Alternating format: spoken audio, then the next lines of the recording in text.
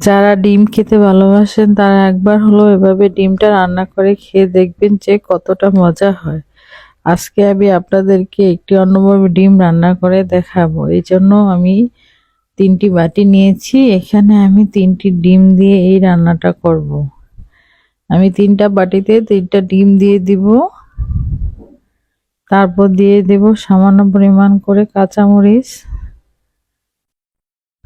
তারপর এখানে আমি অ্যাড করে দেব কিছু পেঁয়াজ কুচি। পেঁয়াজ কুচিটা দেওয়া হয়ে গেলে তারপর আমি এখানে কিছুটা ধনিয়া পাতা কুচি দিয়ে দিব। ধনিয়া পাতাটা কিছু দেওয়া হলে তারপর আমি এখানে দিয়ে দিব লবণ। দিয়ে আমি একে একে 3টি ডিমই ফেটিয়ে নিব।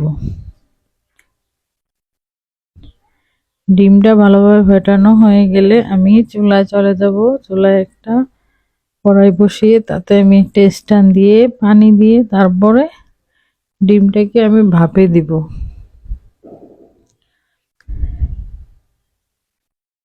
তারপরে বাটিগুলো বসানো হয়ে গেলে আমি ঢাকনা দিয়ে ঢেকে রাখবো 15 মিনিটের জন্য। 10 থেকে 15 মিনিটের ভিতরই ডিমটা হয়ে যায়। আমার ডিমটা ভাপা হয়ে গেছে।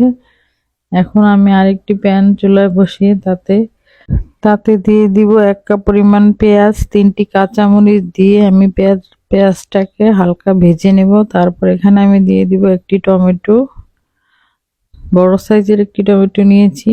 টমেটোটাকে দিয়েও আমি কিছুক্ষণ রান্না করব। কিছুক্ষণ ভাজা হয়ে গেলে তারপর এখানে আমি দিয়ে দিব আলু। আমি এখানে 2-3টি আলু নিয়েছি।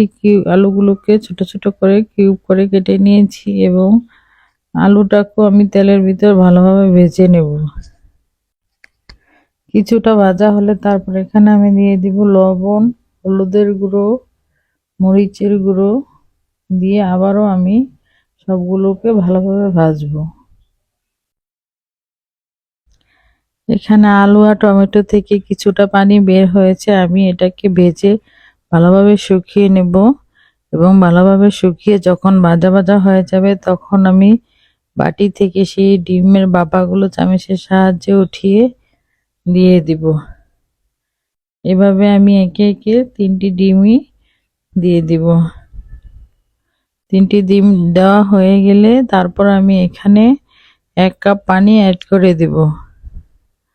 1 কাপ পানি অ্যাড করে আমি এখানে 10 থেকে 15 মিনিটের জন্য আবারও রান্না করব। তারপর পানিটা শুকিয়ে আসলে নামিয়ে গরম গরম পরিবেশন করব ডিম ভাপা। আপনারা বাসায় বসে একদিন রান্না করে দেখবেন। রান্না করলেই বুঝতে পারবেন যে এইভাবে ডিমটা রান্না করলে কতটা মজা হয়। আর এখানে আমি কিছুটা জিরা গুঁড়ো আর ধনিয়া পাতা অ্যাড করেছি, আপনারা অবশ্যই এটা দিবেন। তারপর আমি নামিয়ে গরম গরম পরিবেশন করব। গরম গরম ভাতের সাথে এই ডিম ভাপাটা খেতে খুবই অসাধারণ লাগে। আজকের মতো বিদায়, আবার আসবো নতুন আরেকটি ভিডিও নিয়ে। আল্লাহ হাফেজ।